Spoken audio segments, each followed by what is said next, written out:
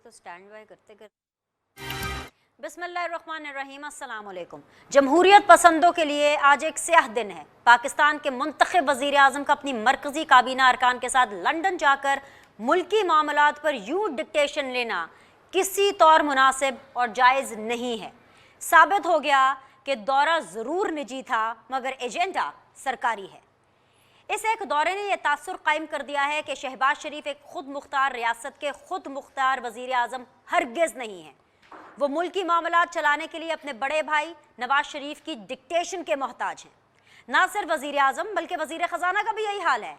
मिफ्ता इस्माइल जो इस वक्त मुल्क के वज़ीर ख़जाना हैं, उनके बयानात और लंदन में बैठे साबिक वज़ीर ख़जाना इसहाक डार के बयानात बिल्कुल मुतज़ाद हैं।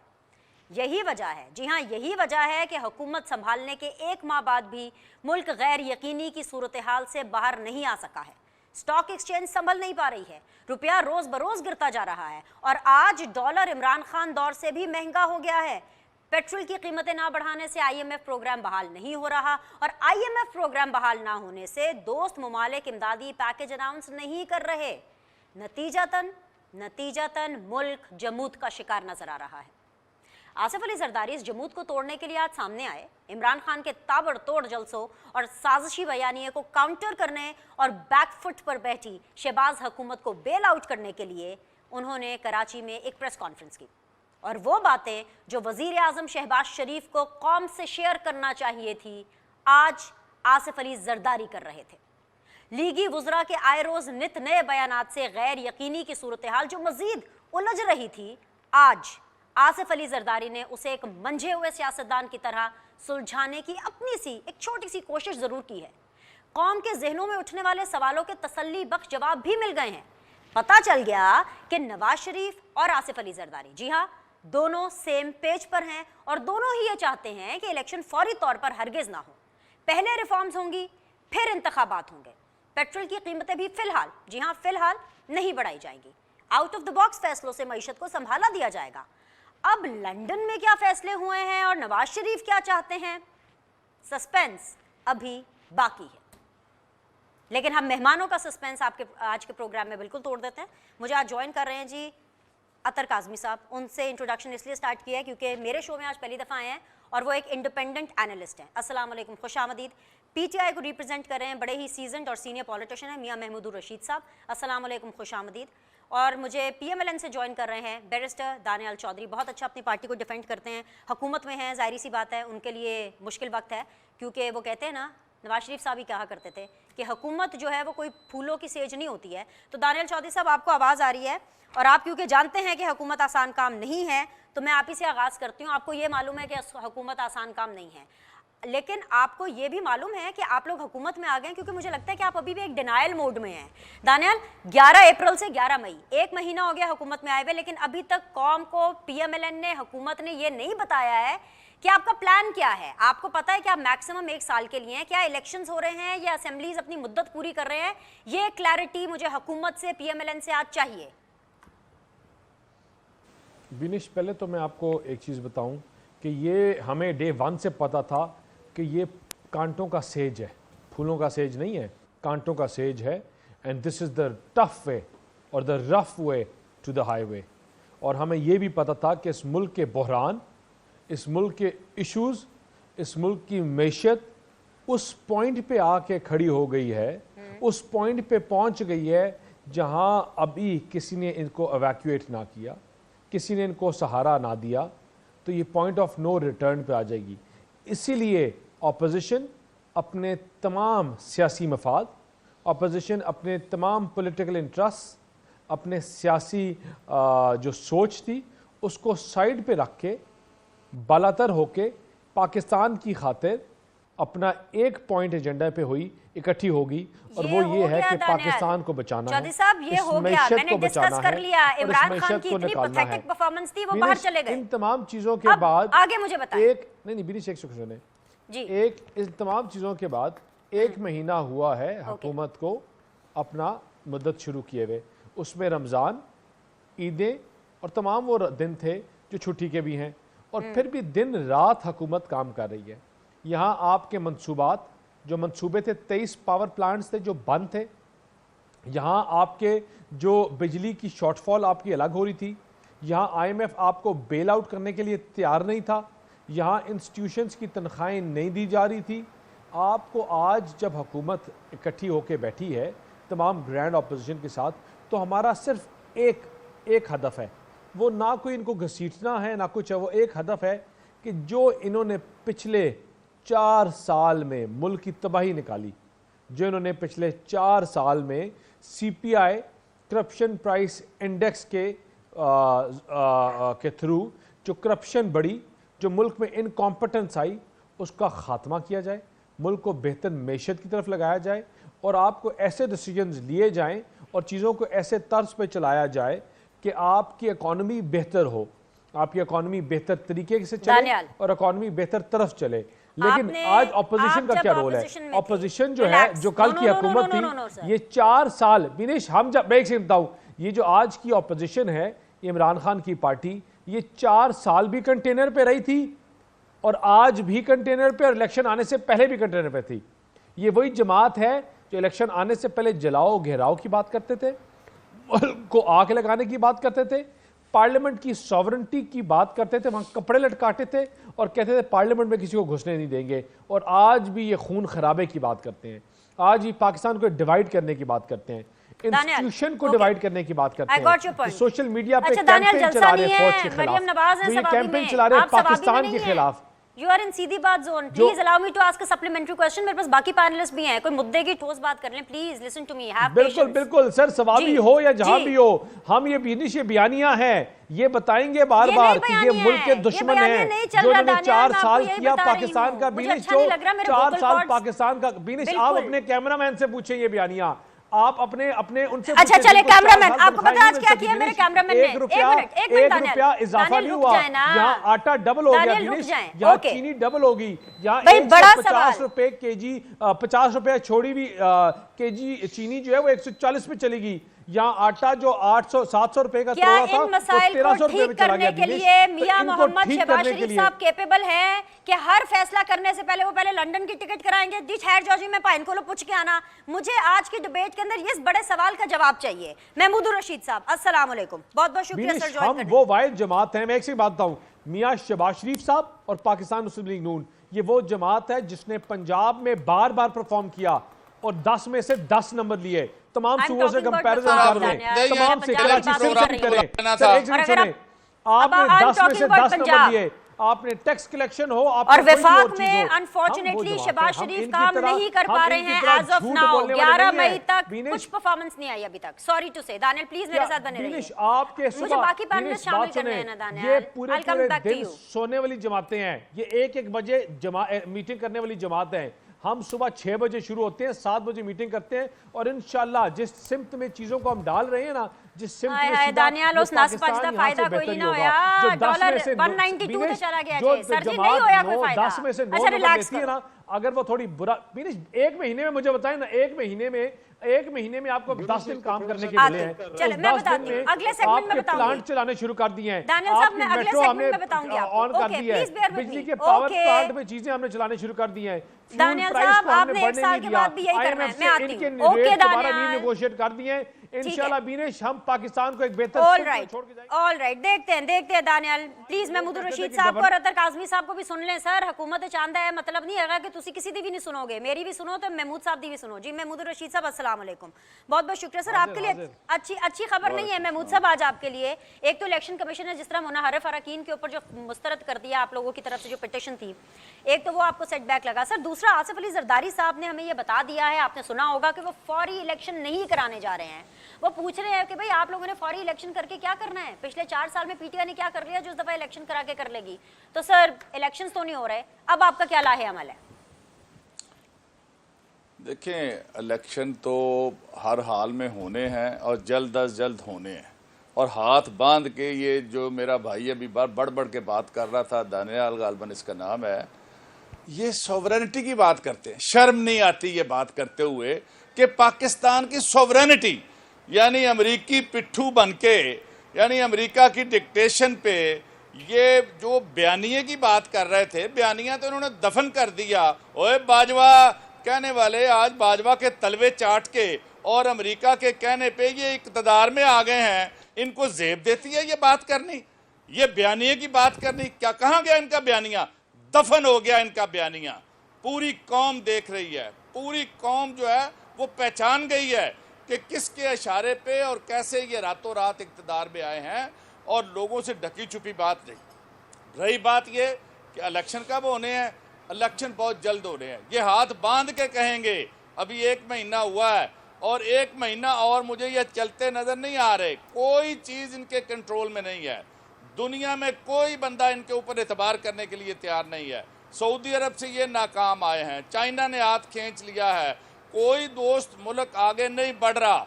IMF के पास ये दोबारा जा रहे हैं, जब तक उनकी शराइत पूरी नहीं करते वहाँ से भी कोई खैर इन्हें नहीं पड़ने वाली।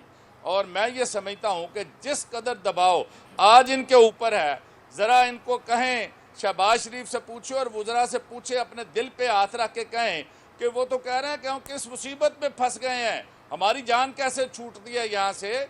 और ये बात कर रहे थे अवाम की, जो 1 महीने के अंदर इन्होंने अवाम को टीके लगाए हैं वो भी पूरी कौम के सामने है। 2 दफ़ा बिजली की कीमतें बढ़ी हैं, अभी पेट्रोल की कीमतें 50-60 रुपए फी लीटर बढ़ने जा रही है। आटा 200 रुपये बढ़ गया है, 1 तोड़ा जो 10 किलो का है। आज मुर्गी 700 रुपये केजी मिल रही है, प्याज 100 रुपये किलो मिल रहा है, और ये चीनी की बात कर रहे हैं, बाकी बातें कर रहे हैं। मैं ये समझ रहा हूँ कि ये इन्होंने खुद हाथ बांध के कहना है जनाब आए इलेक्शन में चले जाएं, ये इनके बस की बात ही नहीं है। ये हलवा मंडा खाने शायद इधर आए थे, लेकिन इन्हें ये अंदाजा नहीं था कि कौम इस कदर यकसू हो के इतने बड़े पैमाने पर करोड़ों लोग सोशल मीडिया के ऊपर और पूरी दुनिया में अक्रॉस द वर्ल्ड वो आपके इस एक्शन के खिलाफ लोग निकल आए हैं। शायद अगर नेचुरल तरीके से इमरान खान 1 साल और चलता तो इतनी सपोर्ट उन्हें लोगों की ना मिलती जितनी सपोर्ट इमरान खान को आज हासिल है। और हमारा एक ही मुतालबा है कि ये गैर फितरी तौर पर लोगों को लोटा करके एक अमरीकी इशारे के ऊपर जो कुछ हुआ है, लोगों ने सख्त नापसंद किया है, लोग सख्त गमो गुस्से में हैं। ये फौरन महमूद रशीद साहब और जान छुड़े कौम की। मियां साहब एक सप्लीमेंट्री छोटा सा सवाल है, फिर मैंने अतर साहब की तरफ बढ़ना है। आज आसिफ अली जरदारी ये भी कह रही थी कि एस्टैब्लिशमेंट ये पॉलिटिकल हो गई है, और वो बल्कि उल्टा उन्होंने सवाल किया कि भाई अगर एस्टैब्लिशमेंट ये पॉलिटिकल हो गई है, न्यूट्रल हो गई है, बजाय इसके कि मैं जनरल बाजवा साहब को सल्यूट करूं, मैं क्या उनसे जाके लड़ाई करूं? सर क्या आप एस्टैब्लिशमेंट के न्यूट्रल होने पर जनरल बाजवा साहब को सल्यूट करेंगे? आप तो तनकीद कर रहे हैं सर। जी मैं तो ये कह रहा हूँ कि एस्टैब्लिशमेंट को न्यूट्रल रहना चाहिए था, और आइंदा भी न्यूट्रल रहेगी तो बेहतर रहेगा। बाकी सारी कौम जान रही है, आप भी समझते हैं, हम भी समझते हैं। खान साहब तो कह रहे हैं कि न्यूट्रल तो जानवर होता है, और कितने न्यूट्रल, वो तो कह रहे हैं न्यूट्रल नहीं रहना चाहिए, आप कह रहे हैं न्यूट्रल रहना चाहिए, खान साहब कह रहे हैं नहीं रहना चाहिए न्यूट्रल। कौम को फेस करें, उन्हें न्यूट्रल रहना चाहिए था। पूरी कौम को फेस करें कि कौम क्या कह रही है। अपने मुंह से कहने से नहीं होता, एक्ट के साथ लोग देखते हैं, एक्ट के बाद लोग पहचानते हैं। नेशनल सिक्योरिटी काउंसिल की मीटिंग में ये बात जब साबित हो गई कि हमारे मुल्क के मामलात में मदाखलत हो रही है, तो उस मदाखलत को रोकने के क्या किसी ने कुछ किया? कोई अदारा आगे बढ़ा उस मदाखलत को रोकने की कोशिश की? इन सवालों के जवाब आज कौम मांग रही है सबसे। नहीं, क्या सियासी मुदाखलत को इदारे को रोकना चाहिए था महमूद रशीद साहब? नहीं, ये इदारे और क्या करते रहे हैं? पिछले दौर में क्या किया था? जब हमने धरना दिया था, नवाज शरीफ साहब ने कहा था जनरल राहील शरीफ को कि आए जी बीच में पड़े हैं, ठीक है, जैसे पहले करते रहे थे वैसे ही करते रहते। आई गॉट योर पॉइंट, खराब हो रहे आ गया सर आपका पॉइंट। तो फिर इन्हीं अदारों को आगे बढ़कर उन मामलात को सुधारना चाहिए। ठीक है जी। अतर काज़मी साहब अस्सलाम वालेकुम and thank you very much for your patience. Atar, जिस तरह से आपने मेरे दोनों पॉलिटिकल गेस्ट को सुना है, मैं उम्मीद करती हूँ और मुझे पूरी तवक्को भी है कि ये भी आपको वैसे ही सुनेंगे। Atar, as a journalist, as an independent analyst, आपने जब ये मनाजर अपनी टेलीविजन स्क्रीन पर देखे कि मेरे मुल्क का वजीर आज़म, आपके मुल्क का वजीर आज़म, आपके मुल्क की काबीना लंदन जा रहे हैं वहाँ पे ताहयात कायद नवाज शरीफ साहब से और फॉर्मर वजीर ख़जाना से डिक्टेशन लेने के लिए, तो क्या तासुरात और क्या जज्बात थे अतर काज़मी साहब आपके? देखिए, इस हुकूमत का जो थोड़ा सा इशू है ना मुश्किल फैसले लेने के हवाले से, ये हुकूमत इलेक्ट होके उस तरह नहीं आई पॉपुलर वोट से। माजी के अंदर इमरान खान साहब ने 2014 के अंदर भी धरना दिया था नवाज शरीफ साहब के खिलाफ, और लोग कहते हैं जी उस वक्त उन्होंने क्या अचीव कर लिया था, लेकिन उस वक्त किसी को पसंद था या नहीं था, मियां साहब पॉपुलर वोट लेके आए थे। ये हुकूमत जिस तरीके से लाई गई और उसके बाद इमरान खान साहब ने जो बयानिया पेश किया, आप उससे इत्तेफाक कर सकते हैं, आप उससे इख्तलाफ कर सकते हैं, लेकिन कौम का एक बड़ा हिस्सा उस बयानिए को मानता है। ये वो मुसीबत बनी हुई है जिसकी वजह से शहबाज शरीफ साहब खुद कोई फैसला नहीं कर पा रहे, और बड़ी आसानी से और बड़े अच्छे तरीके से जरदारी साहब ने भी खुद को बैक सीट पे बैठा लिया और मौलाना साहब ने भी, और तमाम नजला जो है वो नून लीग के ऊपर गिरने जा रहा है। जब ये इंतखाबात में जाएंगे वो कहेंगे जी वजीर खजाना तो नून लीग का था, हमारा तो स्पीकर था, हमारी तो शाजिया मरी साहिबा थी जो गरीबों को पैसे दे रही थी, महंगाई तो मिफ्ता इस्माइल कर रहा था जो नून लीग का था, मौलाना कहेंगे जी मैं तो कहीं नजर ही नहीं आता था। तो ये इसका जो सारा नजला है वो मेजॉरिटी गिरना है नून लीग के ऊपर, और इसी वजह से शहबाज शरीफ साहब की हमें वो देखा कि हमें वो नजर नहीं आई। वो होता है ना कि कुव्वत फैसला, और वो फिर गए मियाँ साहब से मिलने, और उसमें छोटी सी चीज में ऐड करूंगा, वो उनके भाई हैं, 100 दफा जाएं, मिलें, जरूर उनसे मिलें, लेकिन मसला ये है कि हालिया दिनों में हुकूमत कहती रही कि गवर्नर पंजाब का मामला हो या ऐवान सदर हो, आइन की खिलाफ वर्जी हो रही है। एज ए पाकिस्तानी मेरे ख्याल में मेरे मुल्क का वजीर आजम उस शख्स से जाके मशवरा लेने गया है विद काबीना जो इस वक्त अदालती मफरूर है और सजा याफ्ता मुजरिम है, तो ये भी कोई इतनी अच्छी ऑप्टिक्स नहीं है। ये भी एक बहुत बड़ा मसला है, और मेरे ख्याल में इससे आगे जाके सियासी मसाइल पैदा होंगे इनके। अतर काज़मी साहब, आपने थोड़ी इग्नोर कर दी है, या मैं ये कहूँ ज्यादती तो नहीं कर दी? आज तो आसिफ अली जरदारी साहब ओन कर रहे थे, वो तो पूरी हुकूमत को ओन कर रहे थे। आप कह रहे हैं कि नून लीग के उसकी डस पड़ने वाली है, आसिफ अली जरदारी कह रहे थे अगर कोई मुल्क चला सकता है हम चला सकते हैं। मैंने मियाँ साहब से बात की, उनको समझाया, मैं और नवाज शरीफ साहब ये चाहते हैं कि पहले जो है वो अमेंडमेंट्स होंगे, पहले जो है रिफॉर्म्स होंगी, उसके बाद इलेक्शंस होंगे। He was very much on the same page, बल्कि जो पीएमएलएन बैक फुट पे थी उसको आगे आके आसिफ अली जरदारी ने डिफेंड करके मामले को बड़ा ठंडा किया सर, वरना आज मेरा शो भी कुछ और होता, और साथ ही साथ आज अवाम के तासुरात भी कुछ और होते। अवाम को बड़ा हौसला दिया आज आसिफ अली जरदारी साहब ने।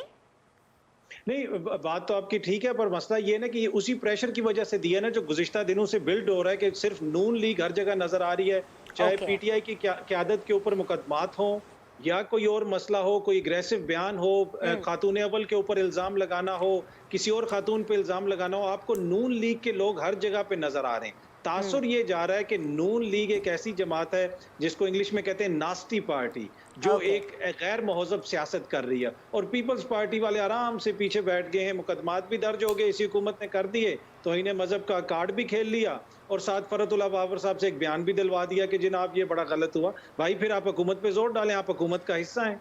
तो पीपल्स पार्टी फुल खेल नहीं रही है जिस तरह उसको खेलना चाहिए। पीपल्स पार्टी स्मार्ट प्ले कर रही है। एक छोटा सा ब्रेक के बाद वापस आएंगे। दानियल चौधरी, महमूद रशीद साहब, अनातर काज़मी साहब मेरे साथ बने होंगे। Will be back in a bit. देखते रहिए सीधी बात मीनर सलीम के साथ।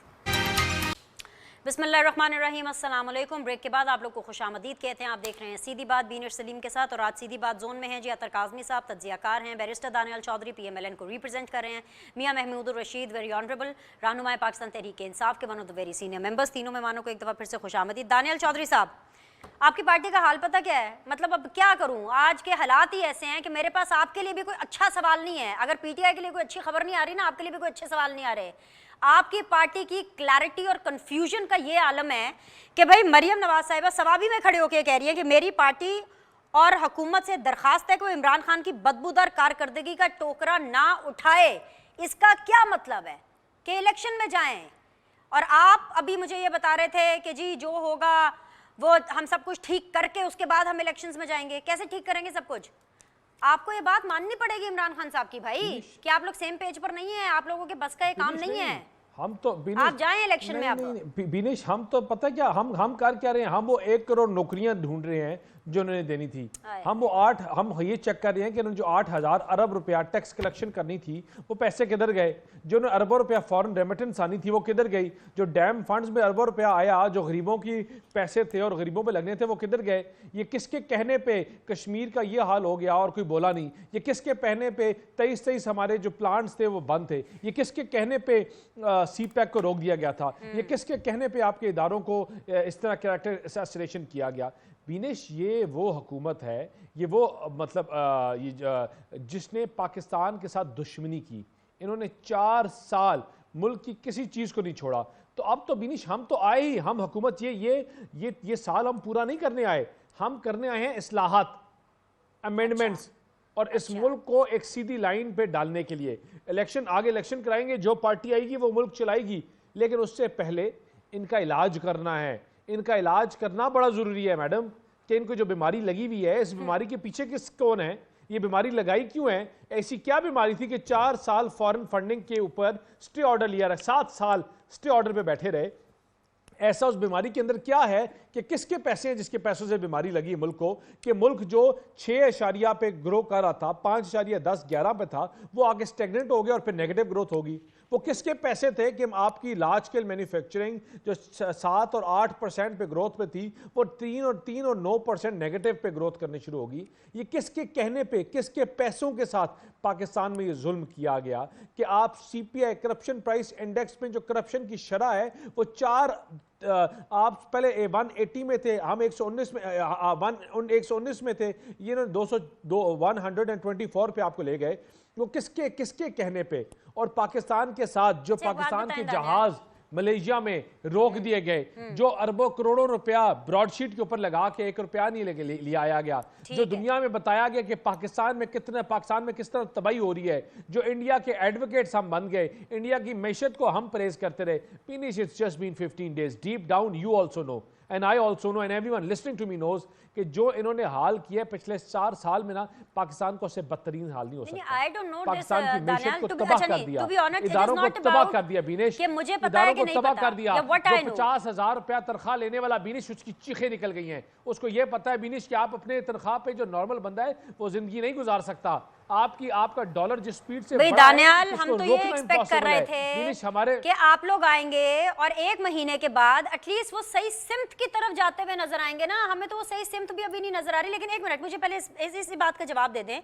अभी आज ये खबर आई है, 1 मिनट होता है, मुझे बताएं सिमत का तयन लंदन जाके और सऊदीया जाके उम्रा करने से नहीं होता कि जिस दिन जहाज पे बैठे IMF के पास इन्हीं के रूल्स को रीनेगोशिएट करने के।